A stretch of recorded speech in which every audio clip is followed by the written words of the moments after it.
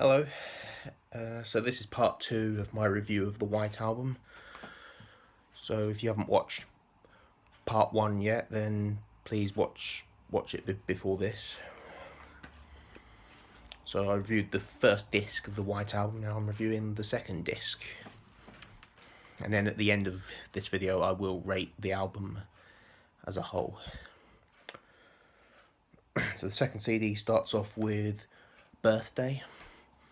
This is basically like a rock version of it's not the Happy Birthday song, but it's like their own version of a birthday song. So it's not the traditional birthday song. This is better. This is like a hard rock song. Yeah, I love the punchy guitar riff, the raspy vocals from Paul and John as well. John sings on here as well. It's simple, but it's brilliant. It's quite heavy. It's not as heavy as some of the other stuff that's to come, but yeah, I love this song. It's absolutely brilliant. Track 2 is the John Lennon song Yer Blues. This is a brilliant song. This is sort of like a mixture of hard rock and blues rock.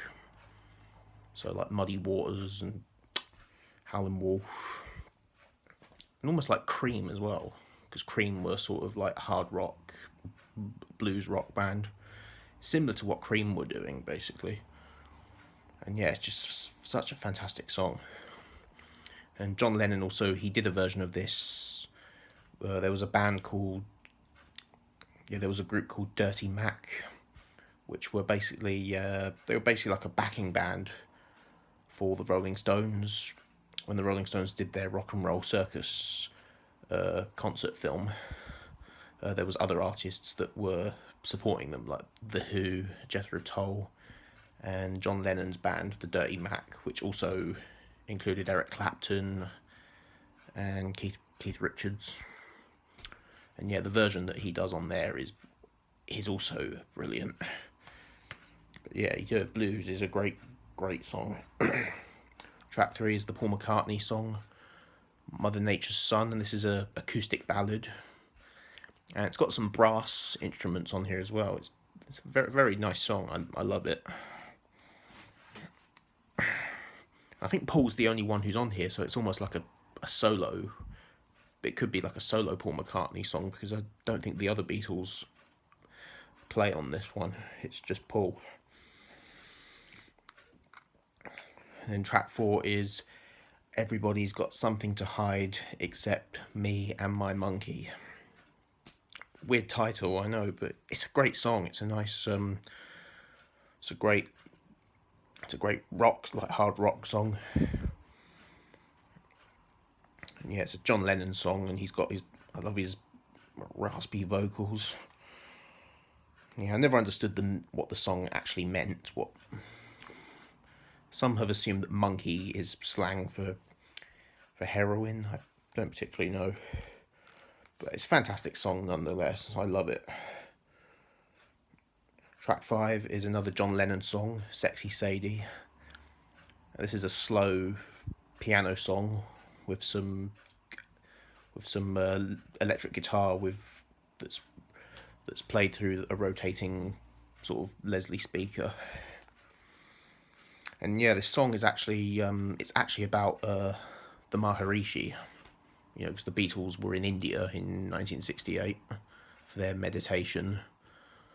So that's where they met the Maharishi, and this song was actually about him. Because yeah, he was supposed to be a holy man, but apparently he had sexual desires for one of the women there, and John didn't like that. So it basically meant that he wasn't as holy as he made out to be. So,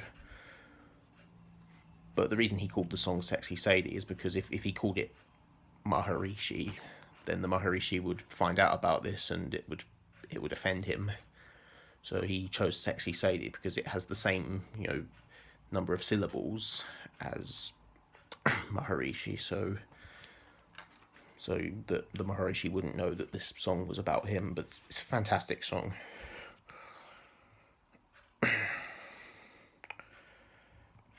And then track 6 is the epic.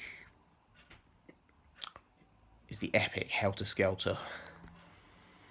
And this is considered to be the first heavy metal song, and it almost is. It's really heavy. It's a Paul McCartney song, and he's literally screaming his vocals. And some really like loud, distorted guitar, and some really pounding drums from Ringo. And at the end of the song, you can hear Ringo shouting, "I've got blisters on my fingers," because he's been drumming so hard. So yeah, I would say this probably is the song that inspired heavy metal. I mean, this predates Black Sabbath. This was 2 years before Black Sabbath released their first album, and this was also before Led Zeppelin. This was before Led Zeppelin released their first album. They released their first album the year after this. So yeah, on this one, Ringo plays the drums like Keith Moon of The Who or John Bonham of Led Zeppelin. You know, it's just genius. I kind of wish the Beatles had done more songs like this. Though it is a controversial song as well, because this is the song that influenced the Manson murders. Because Charles Manson, he owned a copy of this album, and the song Helter Skelter.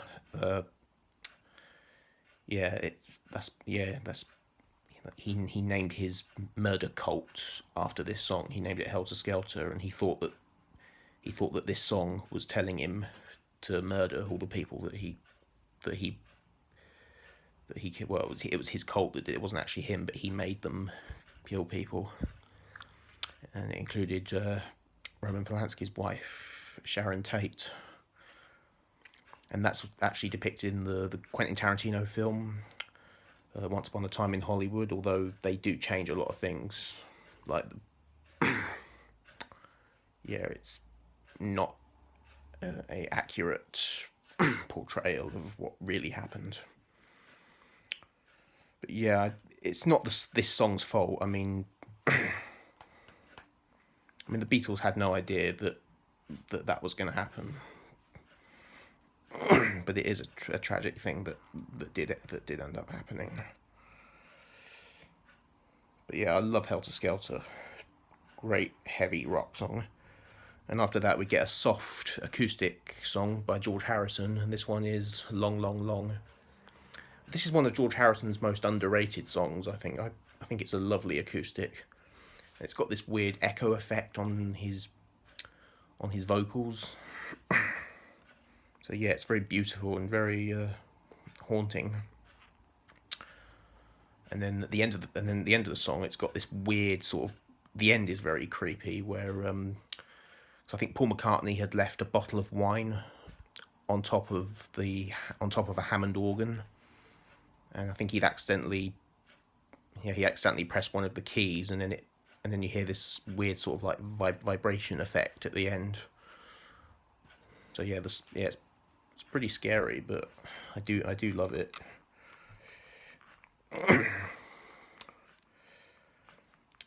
And track 8 is Revolution 1. It's not the same as Revolution, which was the released on the B-side of Hey Jude. So yeah, the one that was released on the B-side of the Hey Jude single, that version was like a fast, heavy, distorted rock song. Whereas this one is a slow acoustic version. It's the same song, but it's a slow acoustic version, and I like it. It's great. Although I do prefer the heavy version that's on the Hey Jude single. But yeah, it's still fantastic though. I still like this one. This one's more of a bluesy song, but yeah, it's good. But I kind of would have preferred it if they'd included the heavy rock version on here.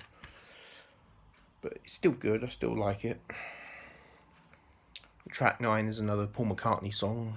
This one is Honey Pie, not to be confused with Wild Honey Pie, which was on the first disc of the White Album.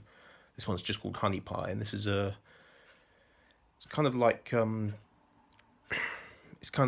similar to 1920s dancehall music. It's like a catchy little piano tune by Paul McCartney, and yeah, it's very 1920s dancehall. But this is what Paul was into. Like, this was his style at around this time, and it's a catchy song. I like it. It's great.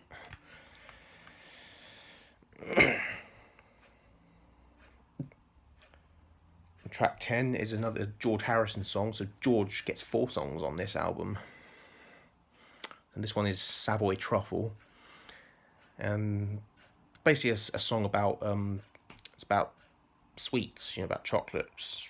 It's about Eric Clapton, because George Harrison was good friends with Eric Clapton, and Eric Clapton had a really sweet tooth. So this was about Eric Clapton's sweet tooth when he was visiting Eric Clapton at his home, and he was eating a box of chocolates, the Good News, which were a brand that made chocolate back in the 60s. So yeah, this song is about Eric Clapton's sweet tooth, but it's a great song. It's got some nice brass on it, and some nice organ, and the guitar solo is great as well. It's pretty silly, but it's great. I love this song.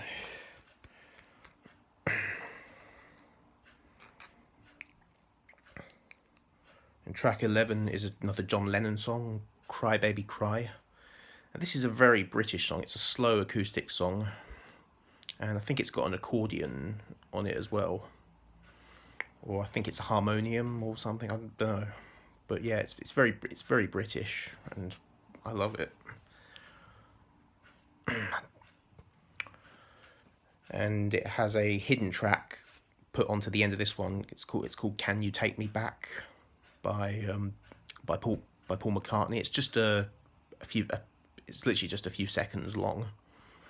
But yeah, it's not actually listed on the album. It's actually like put on the end of Cry Baby Cry. But yeah, I think it was a song that it was an unfinished song that Paul did, so they just put it on the end of this one. But yeah, I like that section as well. That's great. And after that, we get the 10-minute long Revolution 9. And this is the weirdest thing that the Beatles have ever recorded. And it's not a song. It's literally just a collage of weird sound effects. People talking in the studio, and also like noises like street rioting sounds, fire. You can hear like flames crackling and tape loops. It's just weird. There's like all sorts of weird things. And I do enjoy this track, but I do think it goes on for too long. Like, I think if they cut it down to maybe 5 minutes or 4 minutes, then yeah, it'd be great, because I actually do like this. It's actually really interesting to listen to. It's very haunting, very creepy. But yeah, I think it goes on for too long. I think they could have done with cutting it down. But I definitely wouldn't want it removed from the album. I think it was actually John's idea to have this on the album. I know that Paul really did not want this to end up on the album. But no, I think it's fine on this album. And yeah, it's Revolution 9. It's repeating number 9, number 9, number 9, number 9. It's been parodied many times on The Simpsons. It's been parodied on The Simpsons when Barney had a tape recorder, and but yeah, instead of saying number 8 in number 9, it was number 8, and then after each number 8 he would burp, and then number 8 burp, number 8 burp. It's funny. And I think Family Guy have referenced it as well. Yeah, lots of Simpsons and Family Guy have referenced this. and then it closes with the another Ringo song, Good Night. So yeah, this is a nice. Ringo's the only Beatle that's on here. He sings on this one, and it's got string arrangements on it as well, violins and cellos. It was written by John Lennon. He actually wrote it as a lullaby for his son Julian, but he actually wrote it specifically for Ringo to sing. And yeah, it's just beautiful. It's it's simple. But it's really nice. I just love how Ringo sings it. It's just a great way to end the album. So yeah, that's my whole review of the White Album. So yeah, I really love the White Album. I know some people think that maybe it could be cut down into a single album, but no, I like it just the way it is. I like all the songs. I have some tracks on here that are my least favourites, but even my least favourites, they're still good songs. I still enjoy those songs. So I'm gonna give this a 9 out of 10. I mean, I wanted to give it a 10 out of 10, but it's because of Revolution. I think Revolution 9, just because it goes on too long. I think I'm gonna give it a 9 out of 10. It's a great album. It's my second favourite album by the Beatles. And yeah, I love it. It's one of my favourite double albums of all time. It's right up there with the Rolling Stones' Exile on Main Street, Pink Floyd's The Wall, Guns N' Roses' Use Your Illusion. Yeah. Led Zeppelin's Physical Graffiti, The Who's Tommy. Yeah, it's one of my favourite double albums. You get twice the amount of music that you do on a single album. But yeah, absolutely love the White Album, and I definitely recommend it. So yeah, I hope you enjoyed my review of the White Album, and my next review will be on Yellow Submarine. Take care.